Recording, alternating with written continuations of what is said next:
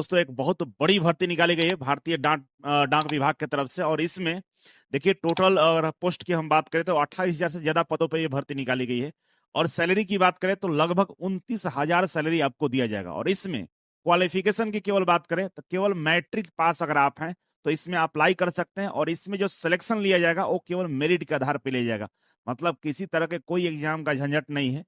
और ये आपके राज्य में ही आपको नौकरी दिया जाएगा, तो इसमें आप अप्लाई कर सकते हैं। ठीक है, फिलहाल डिटेल्स जानकारी से पहले मैं आपसे रिक्वेस्ट करता हूं कि इस तरह के इन्फॉर्मेशन के लिए वीडियो को सब्सक्राइब कर लीजिएगा, लाइक और शेयर जरूर करेंगे और चैनल को सब्सक्राइब कर लीजिएगा। ठीक है, तो चलिए आगे बढ़ते हैं। इसमें देखिए जो कंपनी की बात करें हम तो ये डिपार्टमेंट ऑफ मिनिस्ट्री ऑफ कहिए कम्युनिकेशन गवर्नमेंट ऑफ इंडिया, मतलब मिनिस्ट्री ऑफ कम्युनिकेशन के अंतर्गत ये आता है। डिपार्टमेंट ऑफ पोस्ट है। ठीक है, पोस्ट का नाम ग्रामीण डाक सेवक है जिसको जीडीएस बोलते हैं। और एक होता है पोस्ट मास्टर जिसको बीपीएम बोलते हैं, assistant branch post master, ABPM डाक सेवक। ये अलग अलग तरह का ये पद है जो भारतीय डाक में आप लोग अधिकार हमेशा सुनते होंगे। इस तरह के पद निकाले जाते हैं। ठीक है, अब इसमें हम बात करें टोटल सीटों की संख्या का तो 28,636 पदों पर यह भर्ती निकाली गई है। ठीक है, और यहाँ पे जो एडवर्टाइजमेंट नंबर है इसका 1737/2025 है, जीडीएस पीटीआई। ठीक है, तो ये इसका इन्फॉर्मेशन है जिसको आप पीडीएफ के माध्यम से हमारे टेलीग्राम चैनल से ज्वाइन कर सकते हैं। ठीक है, देख सकते हैं। अब इसमें सैलरी की बात करें तो देखिए जो अलग अलग पद है सबके लिए अलग अलग सैलरी है। पीपीएम का सैलरी यहाँ पे 12,000 से लेकर 29,380 रुपए बताया गया है। और जो एबीपीएम होंगे या डाक सेवक होंगे उनका सैलरी 10,000 से लेकर 24,470 रुपए दिया जाएगा, है ना। स्टार्टिंग से ये इंडी सैलरी है। ठीक है, क्वालिफिकेशन की बात करें तो भाई 10th पास होना चाहिए, है ना। और मैट्रिक में कह रहा है कि आपका मार्क्स मैथमेटिक्स और इंग्लिश में ये पास होना अनिवार्य है। ठीक है ना, मैट्रिक तो पास होना ही चाहिए, लेकिन मैथमेटिक्स और इंग्लिश में भी पास होना चाहिए। जैसे बिहार में आप देखेंगे कि इंग्लिश में छूट होता है, बेचा जो फेल भी हो जाता है उसको भी मैट्रिक पास बोल दिया जाता है, लेकिन यहाँ पे बताया जा रहा है कि इंग्लिश भी पास होना चाहिए। ठीक है, अगर आपकी एज लिमिट की बात करें तो 18 से 40 साल इसमें एज लिमिट है। स्टार्टिंग डेट की बात करें तो भाई 31 तारीख से ये फॉर्म अप्लाई किया जा रहा है, मतलब 31 जनवरी से। और इसका लास्ट डेट 14 फरवरी है, जो काफी करीब है। आप जाकर इसको अप्लाई जरूर कर लेंगे।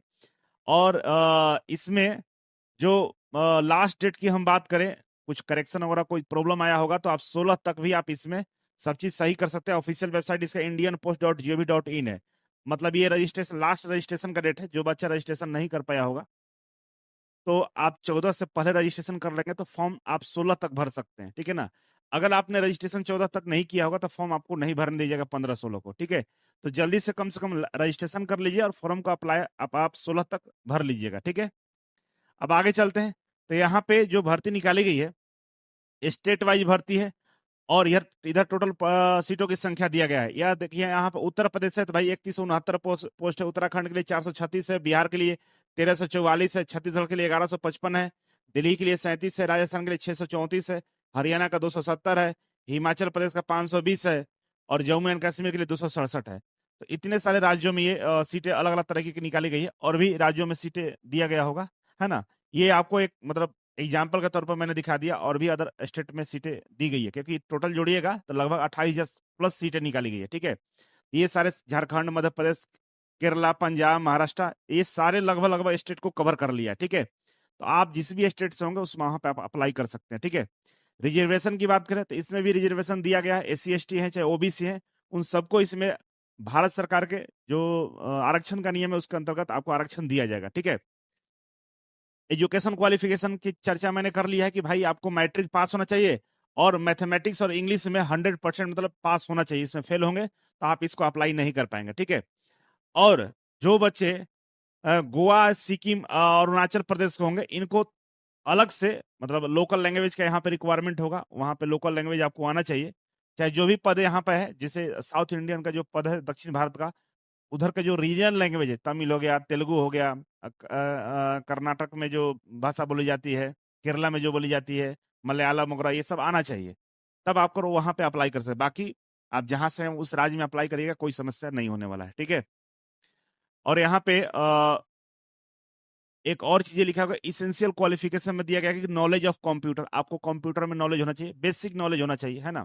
इसके अलावा नॉलेज ऑफ साइकिलिंग, साइकिल चलाने का नॉलेज होना चाहिए। और एडिक्वेट मीन्स ऑफ लाइवहुड, है ना, मतलब आप रहने का जो जीवन यापन है, आप उस तरह के जीवन यापन कर सकते हैं, जैसे ना था कि आप साइकिल चला के जा रहे हैं, कहीं पोस्ट मास्टर हैं, आप पोस्ट डिलीवर करने जा रहे हैं, तो उस तरह का जीवन शैली वाला आप अपने आप को हैबिचुअल मानते हैं, तो आप इसमें अप्लाई कर सकते हैं, ठीक है ना। तो चलिए, इस तरह से इंडियन जो डाक पोस्ट विभाग है, इसके तरफ से जो भर्ती निकाली गई थी, इसके बारे में बेसिक जानकारी था। बहुत बहुत धन्यवाद, थैंक यू सो मच।